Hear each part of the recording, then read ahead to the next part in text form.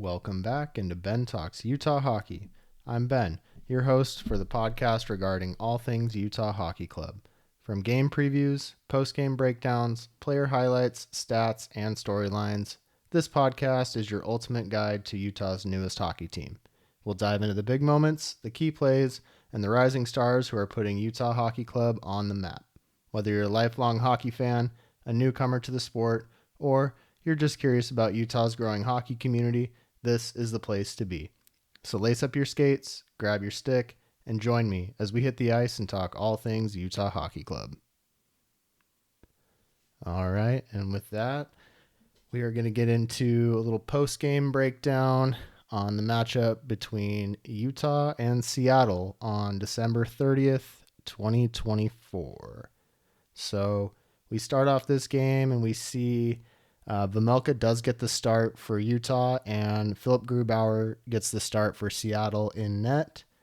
And in the first period, it's a bit of a choppy start. There wasn't really a flow to the first opening minutes of the game.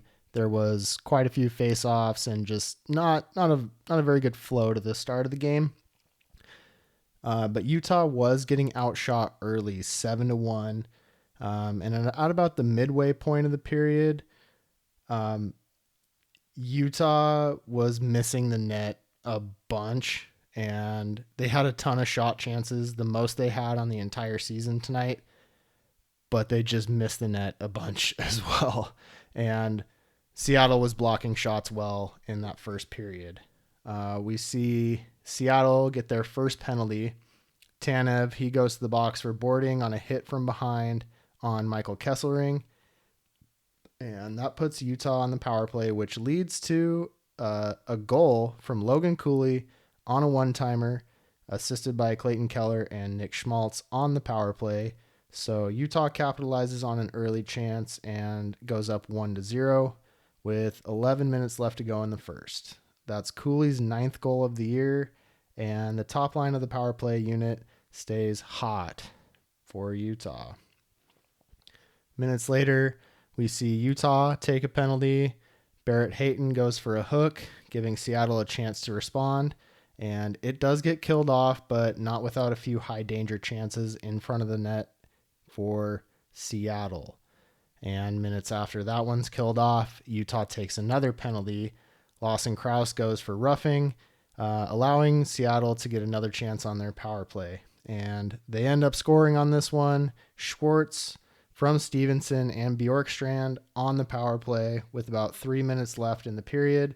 The goal is then followed by a scuffle with Cooley and Chandler Stevenson and Vince Dunn. And as this whole scrap is going on, we see a couple of penalties come out of it. And in that time, as this is all going on, Andre Turney challenges this goal for an offsides on the zone entry, and ends up winning that call. So the goal is removed off the board. So it's 1-0 for Utah. Seattle does not score, but both teams retain their penalties. So Chandler Stevenson, Vince Dunn for Seattle, and Logan Cooley and Mikhail Sergachev, they all go to the box for their minor penalties. And Lawson Krause, still from the original power play before this goal, stays in the box as well. So it's a 5-4 advantage for 5-on-4 advantage for Seattle coming out of that challenge, and a couple of full penalty boxes for both teams. So as we get towards the end of the first period, Yanni Gourde for Seattle, he scores on a rebound from a point shot. Evans and Schwartz get the assists, and Seattle equalizes with 2 minutes left in the period. And then just about a minute later, Andre Burakovsky scores on a tip shot from the point, and Schwartz and Larson get the assists on that one to finish the period up with a 2-1 advantage for the Seattle Kraken. Utah was lucky that they were offsides on that first goal, and that this game doesn't start out with a 3-1 setback here for Utah. So shots at the end of this period were 16-5 in favor of Seattle. So Seattle was coming out of the gates hot in that middle to end portion of the third. Utah did have a solid start. They maintained puck possession and got more chances, but they just couldn't get the puck on the net. Seattle scores those two in a row. With the first one, it would have been the third. They did challenge, and coaches challenge like that. That's a tricky thing because if you lose the coach's challenge and the challenge goes a call against your favor, you get a 2-minute minor penalty for that, for a delay of game. So it's a risk reward situation. And these coaches, they're on the iPads. Their assistant coaches are in their ears telling them, hey, don't challenge that, or hey, you need to challenge that. And Andre Turney is fairly conservative when it comes to his coach's challenges, but he gets one to go his way here. So critical analytic work from the assistant coaches. And yeah, but regardless, it's 2-1 in favor of Seattle after the first. So heading into the second period, Utah's pressuring early into the second. The third line of Krause, Michelli, and Bugstad, they almost net a goal in their first shift, and they look pretty good coming into the second period. Both teams are finishing their checks, and the play is pretty physical at this point of the game. And as the game wears on, we see that it just continues to be physical. Both teams were trying to get looks from the blue line with traffic in front of the net and get tip-ins from those defensive shots. So that's one thing I noticed in this game, is that both teams' defensemen were very active in offensive scoring chances. And yeah, both teams' defensive players looked good playing offense. So, and as we get later on into the second, shots with 4 minutes left to go are even at 20. So Utah has pressured, and they got 15 shots up to this point in the period, but still haven't got one to go. But they did look like the better team in the second period. That being said, nearing the end of the period, Utah does score a goal to equalize. Alexander Kerfoot scores with his sixth of the season.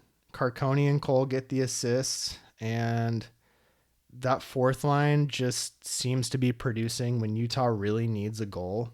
Carcone has been the catalyst on this line with his speed, Stenlund with his defensive presence, and Kerfoot with his hustle and positioning in the right spots for his line mates. You really love to see that your fourth line producing on any team, but Utah's fourth line has done a great job this year of, they're probably not going to score 3 or 4 goals a game like a top line would, but they really seem to get in there and get points when they need it. So good to see that from the fourth line. At the end of the period, shots are 23-22 in favor of Seattle. Score tied up at 2.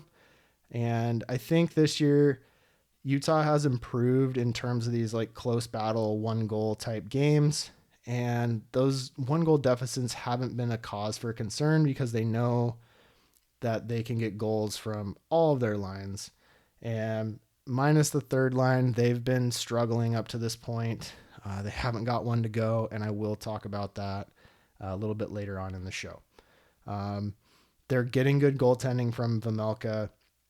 He always is seeming to bail them out in tight games. And up to this point, we'll talk about it, but he hasn't let in more than 3 goals in a road game this year. So we'll see if he can finish the game, keeping that stat going as we head into the third period. So to start the period, Yanni Gourde on Seattle, he gets a breakaway on a bad change from Utah, but Vejmelka denies him on a great save. And as this period kind of goes on, you can really see the frustration mounting from the third line for Utah as, like I said, they haven't had a goal in some time.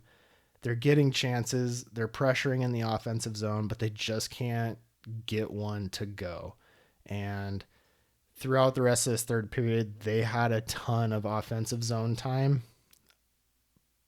but they couldn't get one to go.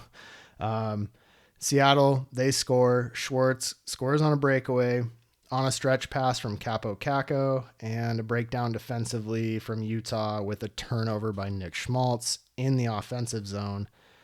Schwartz gets in on all 3 goals that Seattle's had up to this point. 1 goal and 2 assists in the game, and this goal comes with 12 minutes left in the period. So shortly thereafter, Seattle gets another goal. Matty Beniers scores on an assist from Capo Caco, so that's Caco's second point. And it was another odd man rush breakaway chance, and he gets his own rebound on the initial chance, does Beniers. And then he scores from behind the goal line on his second shot. It just kind of trickled through the legs of Amelka, bounced off the inside of his pad, and just crossed the goal line. So that makes it 4-2 for Seattle. Utah tries to pressure and get a little bit more aggressive. Kerfoot almost scores as the puck was loose in front of the net, but Philip Grubauer gets bailed out by a quick whistle from the official. I don't think Kerfoot was going to score necessarily, because as the whistle was blowing, he shot it and it went wide of the net. It was just sitting in the crease. And I don't know if the official blowing the whistle just stopped him from like just putting it in the back of the net, or if he blew the whistle and then just shot it out of frustration, but he almost scored. That would have decreased the goal lead by 1, excuse me. And we see as this period kind of is getting into the waning moments that Utah they're trying to be aggressive, but they're having turnovers and giveaways in that aggressiveness. And that's not good. You don't want to see that, because it turns into odd man rushes and breakaways. So as we're nearing the end, Vejmelka, he gets pulled with 3 minutes and 30 seconds left in the game to try to give Utah that extra man advantage. And Seattle capitalizes. McCann scores on an empty net goal to ice the game for Seattle on a chip out from their defensive zone with that man disadvantage. So that ices the game. Game's over. Shots end up being 33-31 in favor of Seattle, with Utah getting a ton of shot chances, just most of them didn't hit the net. Final score ended up being 5-2. So I do have some final thoughts here. I thought Vejmelka played well, but he can't keep Seattle below that 3-goal mark on the road, as I spoke to earlier in the show. I thought he played well enough to keep Utah in the game, but there were so many odd man rushes and breakaway chances that Seattle was able to capitalize on. You can't have 5, 6, 7 complete absolute blunders and give them 1-on-0 looks on your goalie. You can't do that and expect good teams, or even just decent teams. Most guys in the NHL can score a goal 1-on-0. It just, the skill level is high enough at this level that most guys are going to see an opening and put one away.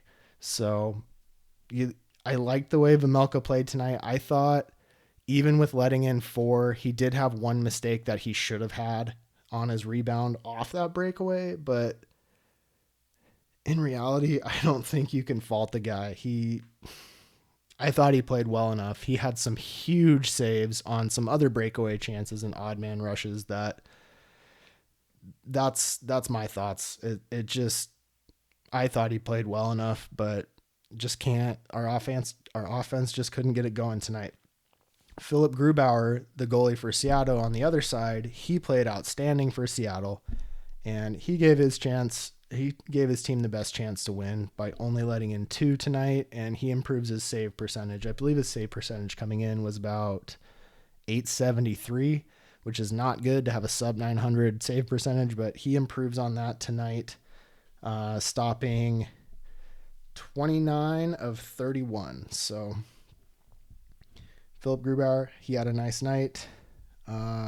Also, Schwartz for Seattle, he had a great night. He had 3 points tonight, and he would likely earn my first star of the game if I was doing that. And I'm sure he did. I didn't stick around to watch the ending credits there after this game. I just was like, I'm writing my notes and I'm gonna get right in here and talk about it. So I would assume Schwartz probably picked up that first star of the game, along with, if they didn't put their goaltender Grubauer in there as well for one of those stars of the game, then they're not doing it right. One of my other thoughts, third line, I've said it. They had a great game, but they cannot get one to fall. And it's much like Schmaltz's scoreless streak in the first 20 plus games of the year. You can see that frustration mounting and building on those guys. And you hope that once they get one to go, that they're just going to come in bunches and the goals are going to start pouring in for those guys. So hopefully we can see a turnaround there. Other thought, Utah is kind of starting to skid as we go into the new year here with a 3-game losing streak. And you just hope that is not a sign of things to come as they head up to Canada for the next 2 games in Edmonton and Calgary, especially tomorrow night on a back-to-back. The team in Edmonton is much better than the Seattle team that they saw tonight, and you just don't want to see Utah go on a large losing streak here in the middle point of the season. That's just something, as a team that's trying to get into that wild card spot, which seems like it could still be likely, unless they just keep losing games. That's just going to be hard to climb out of, and especially against Western Conference opponents. These points are very important. Utah not getting any tonight, Seattle getting another 2 to improve their standing. So we'll see, but Utah cannot put together a full 60 minutes in the recent games they've been playing. And I don't think it's a confidence problem. They're playing good hockey in stretches, but it's broken up by defensive breakdowns, giveaways, and good teams are going to capitalize on those mistakes. So you just want to see the defensive side of things tighten up a little bit, and hopefully we'll see, but they just haven't been able to put together a full 60 minutes recently. And it's frustrating as somebody watching too. You're just like, you just want to go out there and do it for them.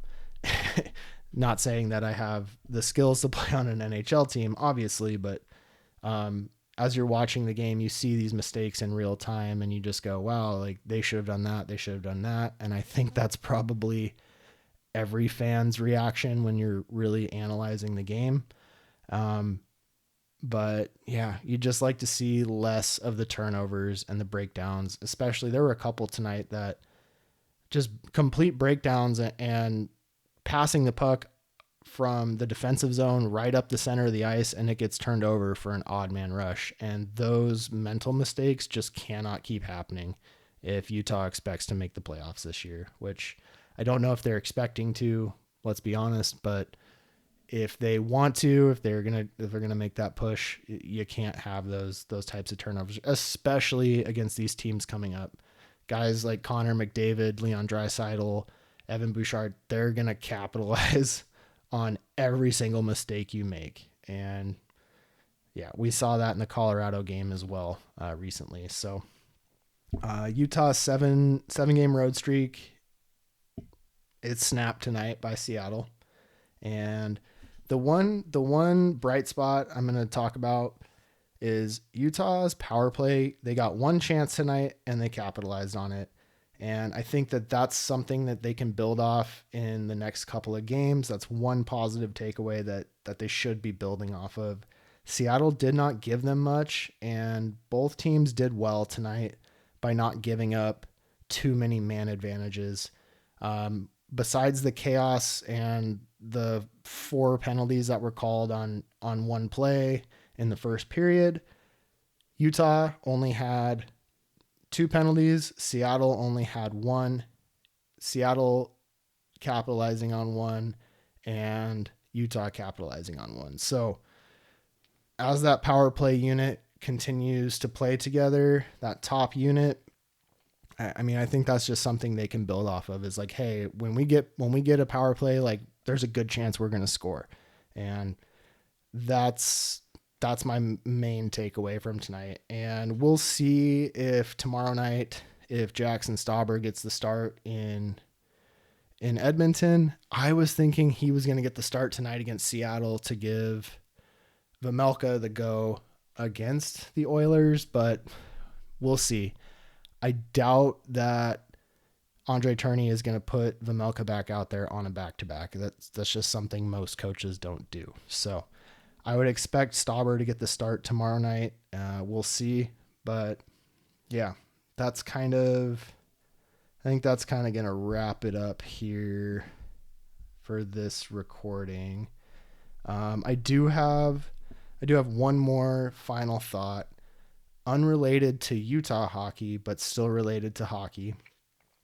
I'm gearing up to start a hockey history show where I dive into interesting stories from hockey's colorful past, and I'm really excited about it. There's a couple of stories that I want to tell, and I have some sources, and I'm kind of writing it so it's in my own words and my own thoughts, but I'm just really excited to kind of narrate these moments of hockey history that I find incredibly interesting. And yeah, the first episode that I'm working on, and there's a couple that I've got kind of in the works right now. And the first episode that I'm working on, I am so excited to talk about it because I think it's like the coolest thing. And I got a gift this year for Christmas, kind of regarding that, and it really just sparked an interest to delve into the history of some of the things that have happened in the NHL and just in hockey in general. Not necessarily all these stories, they could be NCAA, they could be NHL related. They're just going to be hockey related stories that contribute to hockey's overall history. And I don't know if you can tell it in my voice, but I'm really excited to work on those and hopefully bring you just a little bit different side of things instead of just all Utah all the time, all Utah hockey all the time. I want to leave my channel kind of open to speak about other things that I find interesting, and I will still be doing Ben Talks Utah Hockey. That's kind of the main thing, but on the side, it'll be Ben Talks Hockey History or something along those lines. I haven't finalized the name yet, but I think I'm just going to try to brand it as like Ben Talks / Ben Talks Utah Hockey, Ben Talks Hockey History, kind of all under the umbrella of Ben Talks. So you'll be getting some more content. I know as we kind of go into the new year here, you're probably busy doing other things, but hopefully you're tuning in and you're getting as much out of it as I'm putting into it here. I really appreciate you listening, and we will see you on the next one. This is Ben Talks Utah Hockey, signing off for the evening.